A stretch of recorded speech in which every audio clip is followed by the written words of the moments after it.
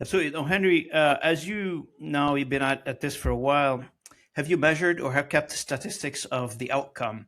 And how did canary speech impact the patient outcome, positive or negative? So we do. We watch after that. Um, we're rolling out with Kentucky Baptist right now with the Dragon Copilot product.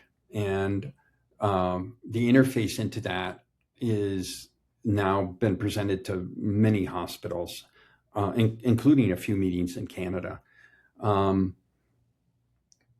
one of the doctors was speaking about a meeting he had with a primary care doctor, a meeting he had with his patient, a woman who 6 weeks earlier had delivered a child. Our mothers are just wonderful people, as you know. And so she's got her first infant home with her, life-changing event, joy of her life, with a stiff upper lip, the responsibility of being mom. He asked her the question, "How are you doing?" And she said, "Oh, I'm doing great. I'm things are going well. It's nice to have my baby in the home, and everything else." And she,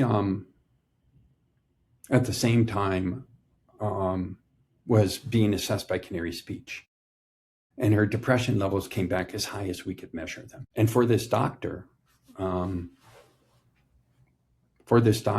it was an eye-opening experience. He said this was game-changing. It was clinically significant. It allowed me to ask a series of additional questions with a patient that I've known for many years. And we had a plan to help her with that depression before she left. Without Canary Speech, if I took her on her word, she would have gone home a terribly depressed person because she's trying to be the best mother she can. Sometimes, being the best mother she can means also, allowing others to help her. And in this case, her doctor, So it was a wonderful thing. We see that kind of thing happening. I've seen similar things. I was in a meeting with permission, both the patient permission and the doctor's permission. I was in a meeting where a woman came in who was my age, about 72 years old. And she wasn't the patient, her mother was. And I just thought that was so sweet, And I don't know how old her mom was.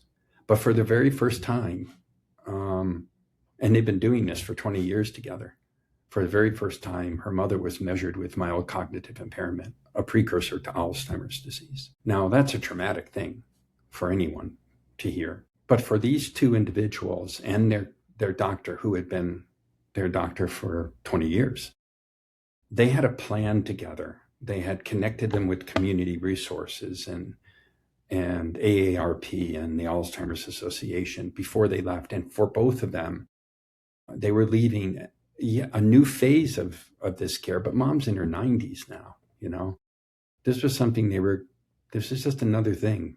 The love between these two people we're going to manage, So those are the kind of things where Canary Speech as an objective set of information provides insight into and augments the care that they're getting. Absolutely. This is where we talk about it quite a bit on this channel, Henry, is that AI is an assisting tool to whatever we do. In this specific case here, we're talking about AI in health and healthcare delivery, which is phenomenal. What people are worried about down the road is AI replacing human, because we're still going through a trust phase. Do we trust AI fully, or do we need to stay in control? And it sounds to me like Canary Speech is in the assisting the human, the professionals, make a decision.